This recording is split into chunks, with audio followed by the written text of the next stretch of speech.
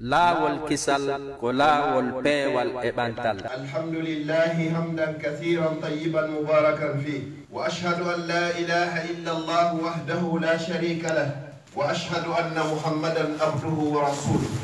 wa safiyyuhu min khalqihi wa habibuhu ballagha ar-risala wa adda al-amana wa nasaha al-umma wa kashafa Allah bihi al-ghumma wa jahada fillahi haqqa jihadihi hatta atahu al-yaqin. اللهم صل وسلم وزد وبارك عليه وعلى آله وأصحابه وأتباعه وعلى كل من اهتدى بهديه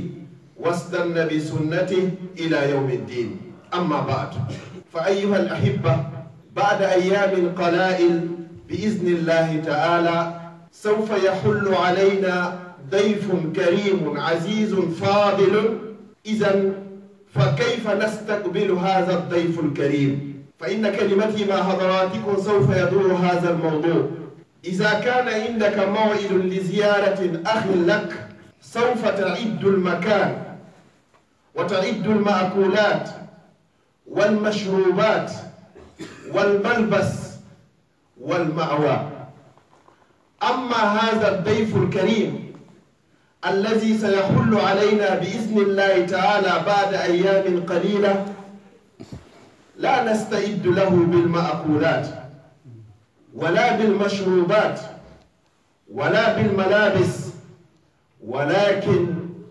نستعد لاستقبال هذا الضيف الكريم بالأعمال الصالحة التي تقربنا إلى الله عز وجل. فسوف نذكر بعض من هذه الأعمال بإذن الله تعالى. musiɓe julɓe tedduɓe ɓaawa yettude Allah o taguɗo en o yoɓinaari en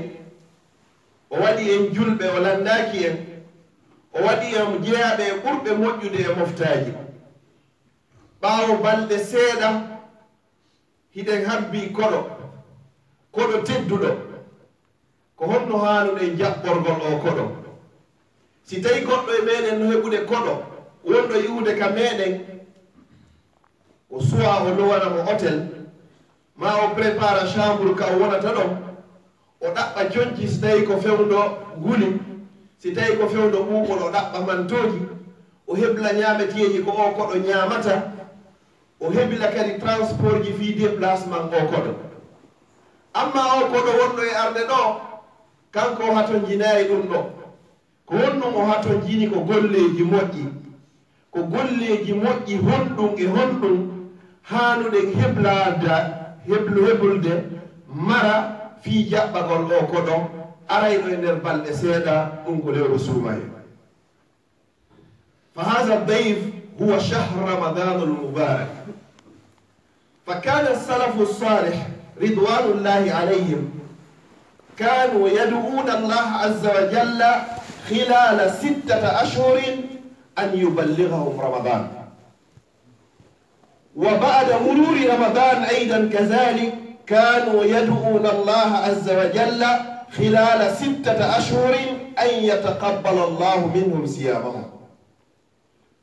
فاليوم يوم الثاني من شهر شعبان، نسأل الله جل في علاه أن يبلغنا رمضان.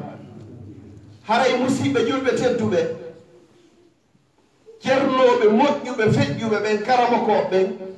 lebbi jeego haray hiɓe torade Allah yo Allah on tawnugo suumaye. si yehi ha suumaye on kadi tawiɓe e nder lebbi jeego kadi haray ɓe torade Allah yo Allah jaɓanɓe kadi koɓe hoori ko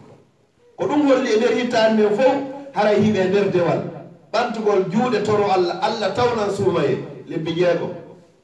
si suumaye on kadi juulama ɓe ɓanta sookeje maɓɓe ɗen ɓe toro Allah e nder lebbi jeego yo Allah jaɓanɓe. na fi a hoori ko obligatoire be Allah ƴetta ko simo faala. jon noon koɗo ɗo jaɓɓorte noon e no o koɗo ɗo jaɓɓorteɗo no serti oɗo o jaɓɓorte ko golleji moƴƴi. mi jantoto ɗo en golleji 10 moƴƴi ɗi wawata habborade lewru suumaye. tawata si a habborimo ɗiɗo, sa habbori lewru mum ɗi golleji ɗo ɗiɗo wawetema ɓattinde ka Allah subhanahu wa taala fi o wawe jaɓande golle ɗen o wawama kadi jaɓande ko horuɗa ko. ayyuha al ahibba, kayfa nastaqbilu shahr ramadan al mubarak. أنستقبلها باللعب واللهو كلا وألف لا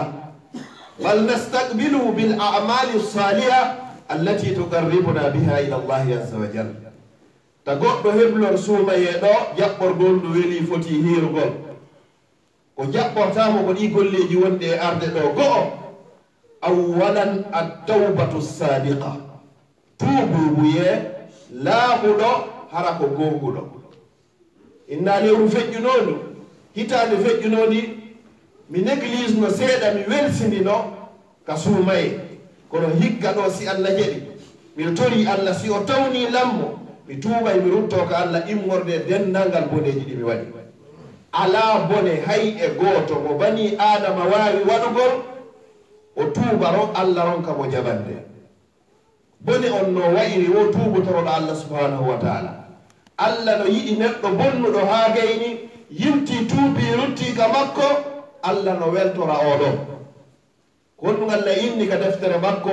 ko tuubu ila llahi jami'an ayyuha almu'minun la'allakum tuflihun tuube ruttoɗon ka Allah on dendangal o innari ayyuha alfasiqun na fasiki nodda na nafiki nodda na kafiri nodda na hay muslimu nodda hay julɗo nodda ka ɗon ko hombo inni Allah ni tuubo ko ayyuhal mu'minun ko onon wiɓe gomɗiniɓen tigi ɓe Allah jaɓi wondema on gomɗini ɓe Allah inni ko onon woni malaɓe ɓen ko onon inna kadi yo tuubu qad aflaha al mu'minun allazina hum fi salatihim khashi'un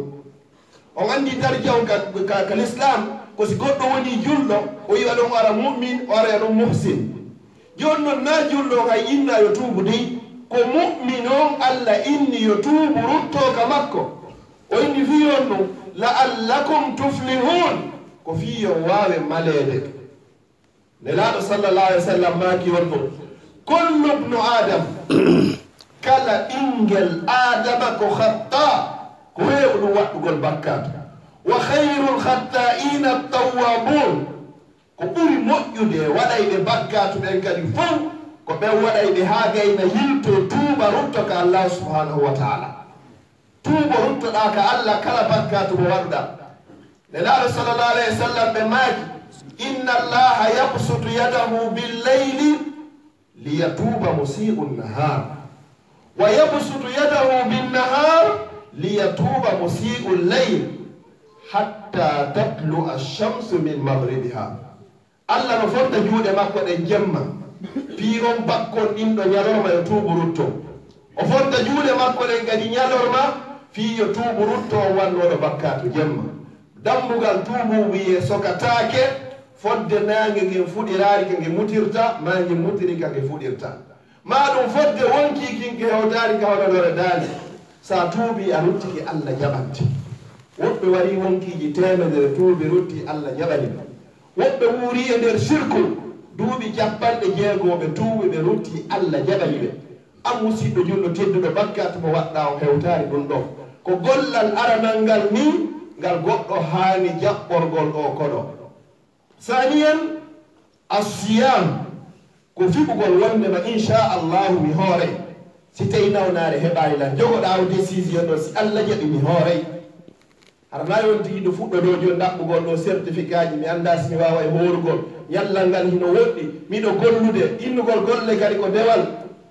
ƴettuɗo golle ko dewal haaron ka hoorugol lewru suumaye hara ko ñaamirɗa suumaye ko sabu golle hara en hurɓinanima musidɗo julɗo tedduɗo jogo décision hoorugol no wondi e nafa nelaɗo sallallahu alayhi wa sallam ɓe maaki man sama ramadan imanan wahtisaba hufira lahu ma taqaddama min zambi wo kala on wooruɗo suumaye hara himo gonɗini hoorugol ngol ko Allah farli e hoore makko hara mo habbi kadi barjajirin ka Allah hufira lahu ma taqaddama min zambi Allah yafutama bakkatuji ma kala ko ardinɗa golla ɗiɗaɓa gandi thalisan alqiyam ko daragol ngol naafa jemma ko ɗum woni gollal tammanga goɗɗo habborta suumaye si Allah jaɓi mi naafay jemma leere waɗa ɗo mi naafay ha timma kala on neɗɗo ari naafidi e imamu ha imamu lanni baraji ko heɓata kon o heɓatawa on naafuɗo darɗe ɗiɗi ma nayi immi hooti musidɗo julɗo tedduɗo prépare hoore ma ka golle fewɗo ɗo ta perti hoore ma nden moƴƴere ɗon no woodi woɓɓe ɓe wawata nafugol jemma so tawi ko kañum toon si suuma ye hewti wurnitu jemmaji ɗin ta etto hay jemma goto fuutorama sa wawani arde ka juulirde wurnitumo ka suudu man qama ramadana imanan wa ihtisaba hufira lahu ma taqaddama min zambi si tawi kadi a dari a naafi suuma yo haalanni bakkatuji maɗi kadi ya fama hara ene laaɗo sallllahu alayhi wa sallam ɓe turino allah yo allah luttinoy ka nder yiite jahannama ɓe maaki amin jibril inni amin malaika inni amin kala mo suumaye tawi ha suumaye yehi hara himo luttini e bakkatu jonno fiya laaɓe e bakkatu ko ɗi golleji ɗo hanɗa waɗgo e nder lewru suumayen a tuubi goo ɗiɗi on a hoori lewru ndu ɗiɗi sa wonda e nawnare si tawi ɗa wondi e nawnare kadi hara ko nawnare fodde hiɗa wuuri haray ko waɗɗima honɗum ko etugol si tawi ko wonde essaya taw na fiya jonnama certificat jogora on ɗon hande ko honɗum hanɗa wadde ko ya essayi worugol ngol ha dara tawa si a taƴari tun a yenayi on say noon si taƴa tati ma nayaɓum ɗum min al amali saliha allati yajibu alayna an nastaqbila biha shahr ramadan maza as-sadaqa hebbingol ittugol sadaka ittugol sadaka e nder lewru suumaye ɗum hino ɓuri kala sadaka ittaɗo harana e nder lewru suumaye nelaɗo sallallah alih w sallam e maaki afdalu sadaqa sadaqatun fi ramadan sadakaji ɗin fof ɓurɗo moƴƴude on ko sadaka ittaɗo e nder lewru suumaye si hewtiɗo prépare fewde ɗo kisa fi sabilillahi ji ɗin hiɗo juulirde nde hiɗo wuttiti woɓɓe mara fewde ɗo ni hiɓe maapi ka meɗen ko honno ɓe worinta suumaye fewdo miijo maɓɓe fof ko ɗum sa débloquiɗo 100 euro ɗum no bayda no waɗi 1 million ka meɗen famille ko si hendige ɗum 100 euro goto yoniɓe lewru timmono hiɗa andi ɓen ka hoɗo ma ka fulawa hiɗa andi aliyatima hoy ton hiɗa andi toon sonnaɓe ɓe moodiɓe mum maayi hara kamɓe tum ɓe mara hay ɓiɗɗo ko naɓana ɓe goɗɗum hiɗa andi woɓɓe ko ha hiɗe konakir hay hunde ala an allah no yanñamma feere nden a hirtoray ɗo a huntoray ɗo façon ñameteji ɗin fof andi to fiiɓen ton sadaka on naɓa ton hara na fiiɓe ngure ma nden ton afdalu sadaka sadakatun fi ramadan ko ittaka lewru suumaye ɗo wallahi luttiɗo lewru hande ko ɗiɗi sabborno suumaye kono goto meɗen mara garanti hoore suumaye e tori allah no yala tawno suumayo woɓɓe hewtino feƴƴunoɓe hara fewno ɗo ni hara feƴƴuno hara hiɓe ɗono kono fewnoɓe maayi waɗo hankini e hewrodiriɗo fatunde e ndene mawɗo holno koto saydu pita ɓenno rewani waɗa ni hay ko ene wonde maɓɓe allah hoddiri ka suumaye tawata an kadi a ndaɗo si suumaye tawete yon noon yen ko joguiɗa kon ittu aɗo a ittanede ta goto habboyo musidɗo mum ma musidal mum ittan ɗum sadaka ittan hoore ma ko a yi'a mayi surtout si suumaye tawima nelaɗo sallah sallam suumaye hewtino ɓe fuusayno jawle ɗen hande kadi hakkeɓe ɓe andi kon ko baraji woni e nder suumaye si neɗɗo no anduno ko woni e suumaye si suumayere wotere tawima a golli suumayere nden on baraji ko heɓataɗo no wawa wonde saabu ko ko maal jarna kono so nani no woopa subaka e nder suumaye woopa waɗtu farilla e nder lewru suumaye qiyamu layli juuɗa ɗiɗi inna hootimi daway ha wallahi summa wallahi si tawi ko nawnade a dawata golle wallahi summa wallahi sa walike 4 heures du matin ɓeyguma tappima ni rendu musilam urgence o piqui crise wallahi a yeggita fi golle ka urgence yarata siko ɓiɗɗo ma kam waka sali ɗum ɗo kam feƴƴi so tawi ko cokko wari ko suude soli ka dambugal a gonta ɗo ko a ɗanta ko faydade kono pellet a ratay kam waɓutu e nder lewru suumaye farilla goto pet jente moƴƴa musidɓe julɓe tedduɓe farilla goto mo goɗɗo totti e nder lewru suumaye masalan ara juulaɗo fana ma alasara ma futoro ma gueeƴe julde jama ka juulirde baraji ma no fota wastay ko farillaji capanɗe jeeɗɗi waɗɗa harana e nder lewru suumaye farillaji capanɗe jeeɗiɗi man adda faridatan fi ramadan faka annama adda 70 farida fi gayri ramadan jonno waktuji ɗin joyi waktu be a heeɓi julde jama ko masalan tumi yetti ɗo capanɗe jeeɗɗi laabi joyi ñande ɓe a heeɓi ɗum ɗo e nder balɗe capantati musidɓe julɓe teddude so tawi ko compte haray o heewi ka o heewani ko ɗum ɗo wiyete ko goɗɗo haali tinnagol nayi accu ha suumayen ara si fuɗɗo ɗe wolde fiiɗiɗo ko ya prépare hoore ma fewdo ɗo julɗo so innama yo ƴettu ñallal ngal o fowtoto ko hani subagol ko juma yulɓe so innama yo ƴettu lewru ndu o fowtoto ko hani subade ko suumaye maɗum o mumen bayelɗe sappo sakkitoro ɗen e nder lewru suumaye si ɗum no feƴƴi alhamisa jowa on kon itamu ta'am ñammingol ñamete etoɗa goɗɗo forsa ha kankadi o wumto har ko ngel ma sawti a yaha yiyani ka madinatul munawwara ka julirde nelaɗo sallah sallam paparonɓe ɓen ɓe moƴƴina ñameteji ɗin ha kasa ɓe ɗaɓɓa pay ko yo yaw sakko yimɓe ɓen ka laawi arayɗi ɗin ka haram fi yoɓe ƴettuɓe jonnamo tamarore ma ɓe addamo ha ka ɓe heƴƴiti ɗon fi nden ñande yo hunto e ñamete maɓɓe on fi wonno sa huntini horuɗo goto baraji ma no fotawa kala ko heɓi kanko horuɗo ñande ɓe sa heɓi sappo huntinaɓe e nder lewru no sa heɓi famille ji sappo ɗi huntinɗa hara ɓen ɗon fof lewru ndu foppu koye kontima woni koɓe ñaami musidɗo julɗo tedde haray konno joguiɗa ɗum e baraji ɗo noon no natori hay ɓeygure ma nde sa huntini ɓeygu ma huntini ɓiɓɓe maɓe fof baraji ɗi no natori to si goɗɗo ƴetti 3,50 sodoy baka hum tamaro addi joɗɗini ɗon ko tamaroji jeɗode e nder paquet mum ko jeɗo ƴettata ɗen ɗon taƴira paquet goto ndiyan noon ko jeɗo yarata e nder bouteille wotoro a huntini horuɗo na ñammingol mo de ha o haara ko huntingol mo hari mo humi o ñamata o yarata joni noon jonnama goɗɗum o yara ma o ñama o taƴi ko honno ko a heeɗi baraji horuɗo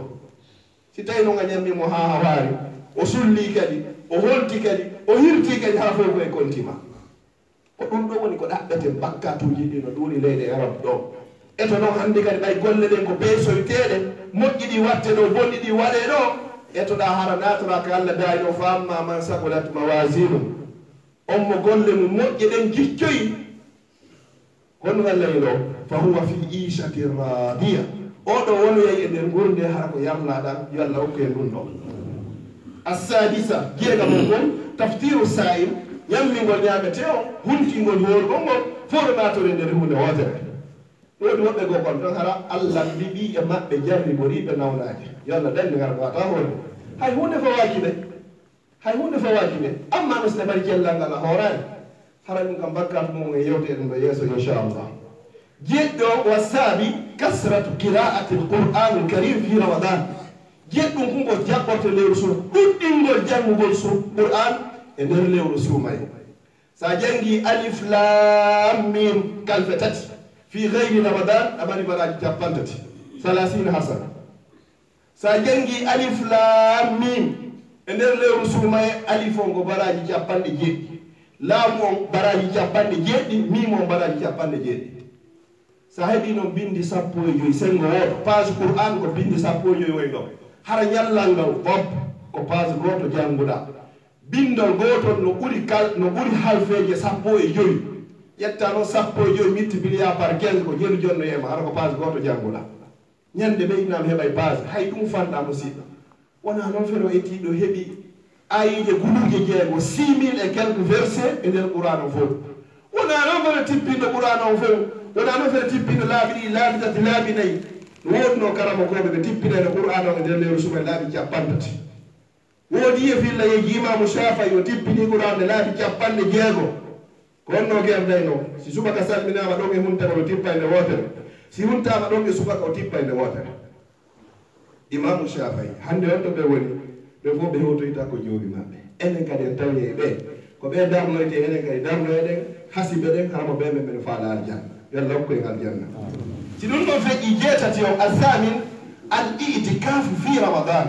ko tawata no fanƴi e communauté meɗen on enen giɗen ufinagol ka juulirde juulirde ngayɗo hande yeewi a yiyata hay goto ufinite a heɓata sappo e yimɓe men ɓen ufinotoɓe ka nder juulirde ɗum ko dewal molenal ngal nelaɗo sallah sallam ɓe ufinike sonnaɓe maɓɓe ɓen kadi ufini ka juulirde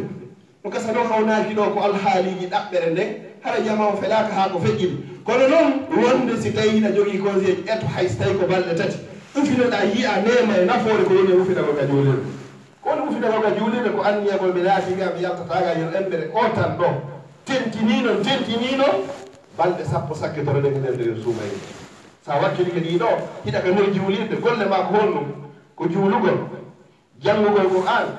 jantagol inde allah sa ronki ɗanɗa fowto ko dewal e nder dewal fodde hiɗa ka nder juulirde si goɗɗo naati e nder juulirde malaika ɓe gonɗum innantamo ko allahumma hfir lahu warhamhu wa afihi waafu anhu. allah men tawi keɓa yaafo yurɓe mo kadi jaɓanamo kadi fodde hiɗa ka nder juulirde fodde salligi ma bonaari ma ɗum fodde a lornaani goɗɗo ka nder juulirde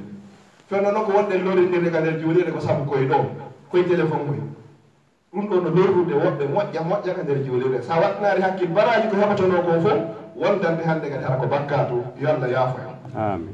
attasi qabla al akhir al umrat fi ramadan waɗoygol umra e nder lewru suuma e baraji mo layino ɗon umra ɗo a heɓata yoɓata ɗo ɓuri 1500 euro immoɗa ɗo yaha waɗa lewru timmuɗu ka suudu kaaba iwa ɗo yaha juuromeɗa nelaɗo hiɗa immoɗo fokkita ɗo yahugol ka meɗen ɗaɓɓa ɗo artante ko sara ko 3000 euro no woodi yaɗaɓe ɗo artante ko 5000 euro ɓe yaha lebbi ɗi lebbi kadi ɓe lappiɗi fof ɓe yimmike ɓe arti ɓe artara ɓe siiɓito kadi hiɓe yennito ɓe hoore mbuuɗi maɓɓe ɗin kadi ƴetta ɗo 1500 immoɗa yaha ɗo makka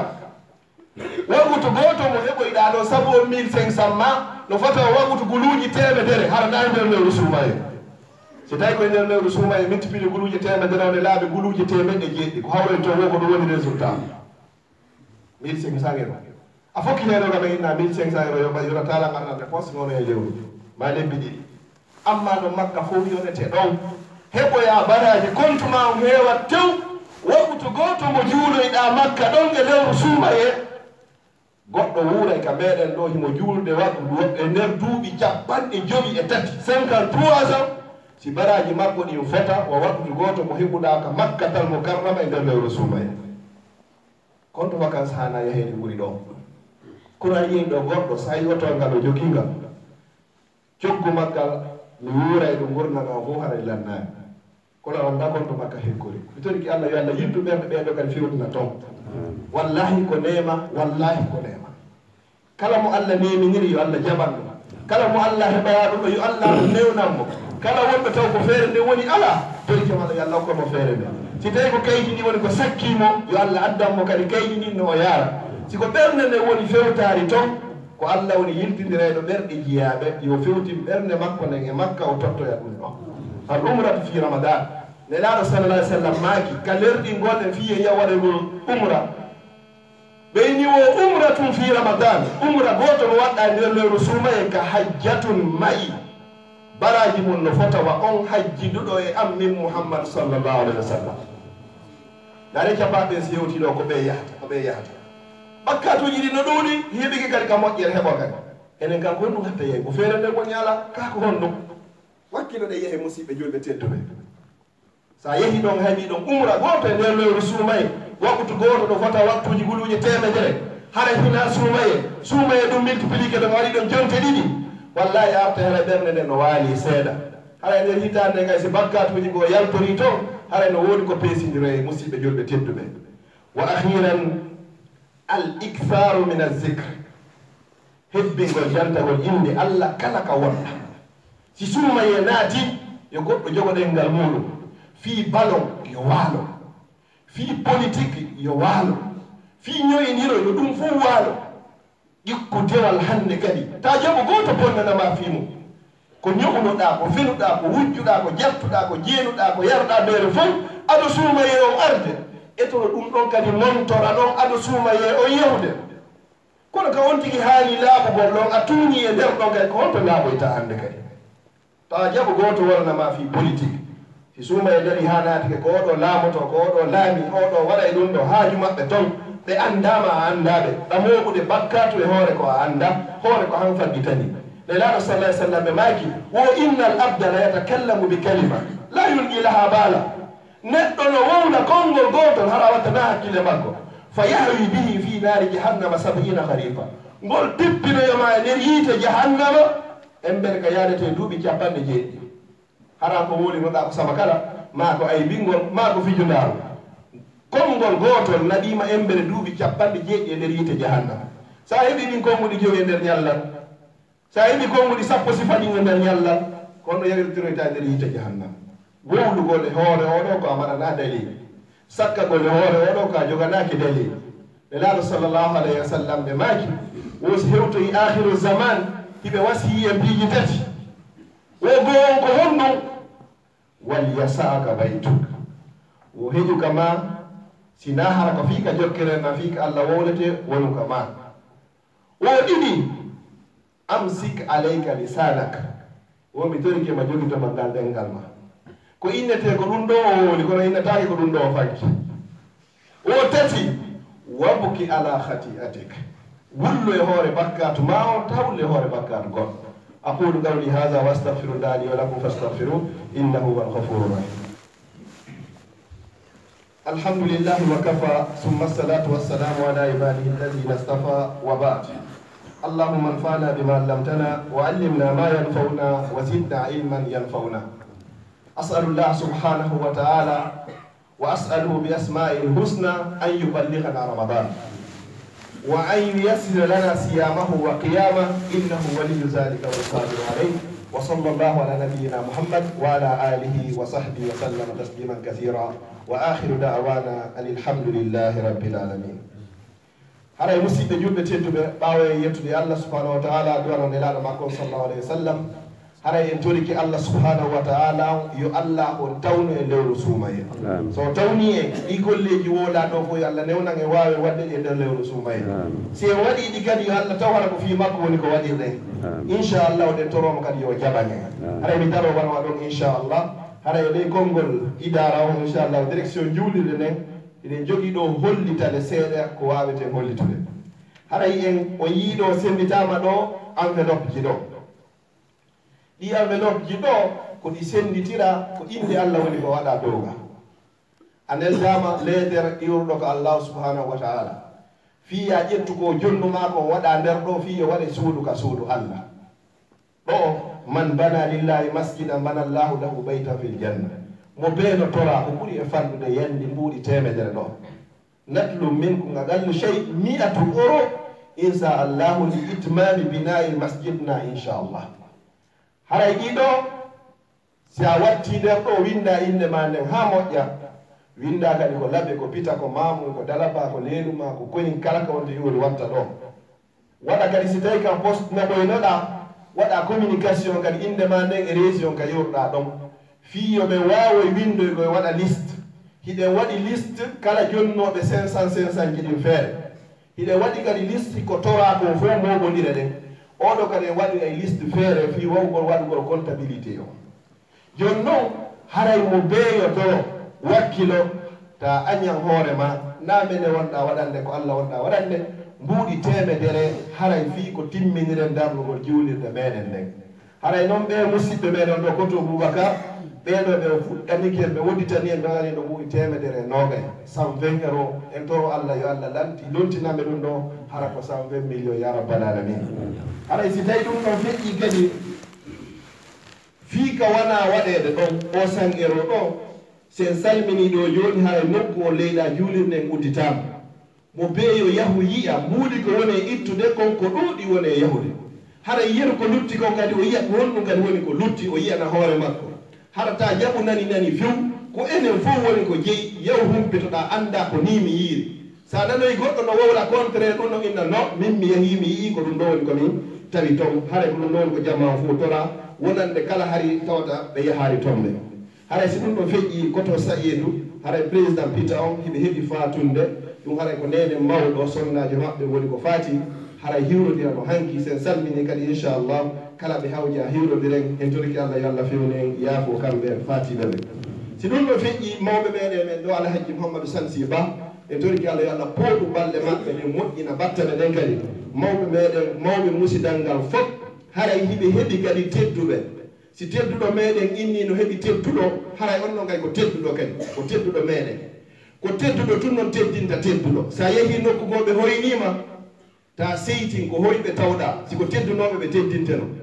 sa yeehi nokku ko kadi a teddi wata sikko ko antu jogui teddugal ngal ko tedduɓe tawɗa ko tedduɗo wo teddinta tedduɗo yo allah newnan e wawi teddingol ɓe mawɓe ɓe seeniɓe ɗo hara inchallah hinoɓe ɗo kamɓe woni ko tooli ɗo sen salmini kadi en hiwrodira e maɓɓe bi isnillahi taala haray so tawi ɗum ɗon feƴƴi kadi gon woni e hikkade noon haray membre bureau duɗal ahlu sunna ngal fof wonɓe ɓen ka bureau fof no noddita hande molen bekka haray inchallahu ka futoro si darso gasi inchallahu mo ɓeyo eto noto haray si ɗum ɗon feƴƴi kadi duɗal ngal fof e nder Belgique fof duɗal sunna ngal fof haray no noddita Anvers haray dimanche arowo ɗo inchallahu haray wi joɗɗingol bureau fédéral ɗon fof kala hettiɗo haray ko saɗi makko ko tooli Anvers kalaji kiwto e to bi isnillahi taala haray mi sakkitora hon ɗum hande ko jumare sakkitinde nden ni haray e lewru honno fayda inneraji ɗi kono hande ko ɗiɗi sabbordu suumay haray ko musidɗo meɗen imamujo ka juulirde ɗo Cheikh Abdoul Wahab Diakité haray hendu watno ka meɗen e hoore ko waɗi kon ha gasi leɗɗe ɗe nde irti tawi mawɓe men tedduɓe no ka nder juulirde leɗɗe ɗe yani e hoore sunnu liɓi sororu ndun ɗum ɗo yanti e hoore maɓɓe ɗon woɓɓe ko ɗon woni ko ɓe lutti